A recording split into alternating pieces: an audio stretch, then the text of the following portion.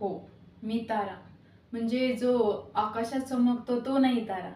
मी एक जिवंत आणि मूर्तिमंत उदाहरण आहे. म्हणजे तारा जिच्यापुढे सर्व दुनिया झुकते आणि जी सर्वांना आपल्या बोटावरती नाचवते. माझ्यासारखी तारा वादळ उठवू शकते आणि वाजवते सगळ्यांच्या आयुष्यात बारा. अशी मी एक तारा. कळालं? जीवनामध्ये मला जे काही हवं होतं ते सर्व मी योग्य वेळात शिक्षण पूर्ण करून मिळवलं. आणि म्हणूनच हो, मी आज ह्या मोठ्या कंपनीची मालकीण आहे आणि माझ्या कंपनीचं प्रोडक्ट आज जगप्रसिद्ध आहे.